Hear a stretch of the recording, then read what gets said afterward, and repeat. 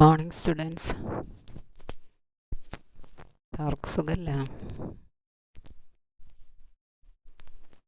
നോട്ട്സൊക്കെ എഴുതണില്ലേ? Today I will be dealing with the remaining part of the performance appraisal, that is methods or techniques of performance appraisal.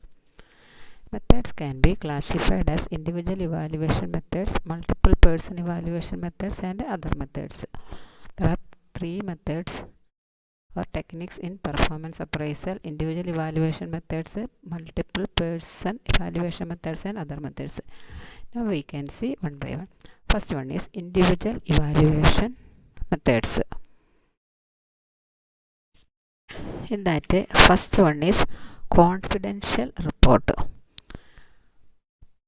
Confidential report is a descriptive report about the employee and generally prepared at the end of the year by the immediate superior.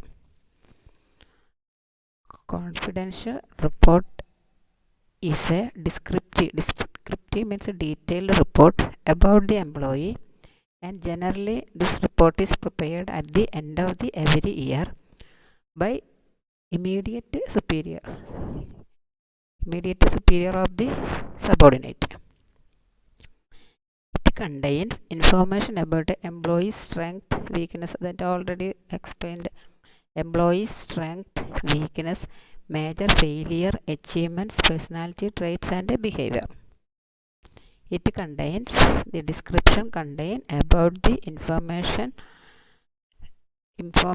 about the employee's strength, weakness, major failure, achievements, personality traits, and behavior. This is about the confidential reports. Next one is the essay appraisal method. What is essay appraisal method? Under this method, the writer expresses in detail employees' strong and weak points. Here, the writer expresses in detail employees' strong and weak points. She also emphasizes suggestions for improvement. Strong and weak points and also suggestions for improvement. This method is highly subjective and is biased. This method is highly subjective, so there is a chance of bias. This is the essay appraisal method. Essay appraisal method, writer expresses in detail employees' strong and weak points and also suggestions for improvement. This is highly subjective and more chance to bias. Third one is critical incidence technique. The third one is critical incidence technique. Under this technique, the appraisee rates the employee on the basis of critical events and writes a brief report about the incidents. Under this technique, that is critical incidence technique, the appraisee means the employee, no, not employee, the employer rates the employee on the basis of critical events. What is critical events? Critical events is the events such as disaster, war, death, vehicle accidents, assaults, being witness to an event that cause someone harm. That is the critical events. The report about the disasters, war, death, vehicle accidents, assaults, being witness to an event that causes someone harm. Under this technique, the appraisee rates the employee on the basis of critical events and writes a brief report about the incidents. After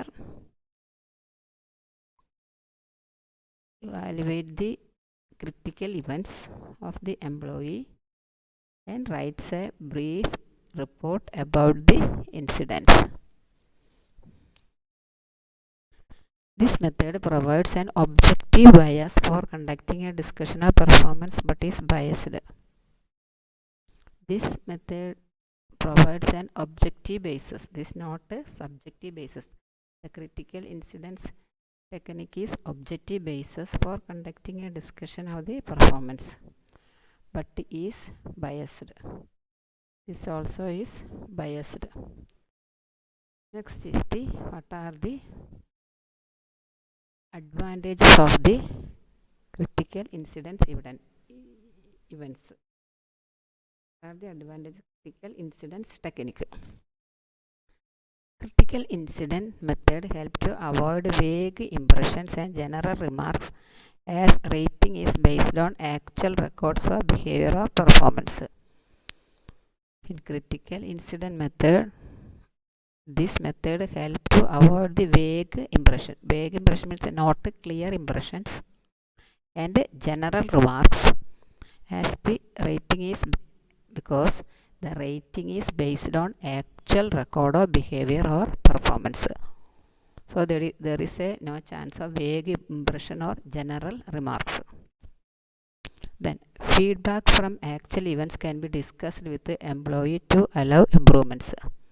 The feedback from the actual events can be discussed. The feedback from actual events can be discussed with the employee to allow the improvements. The writer can fully defend his ratings on the basis of his record.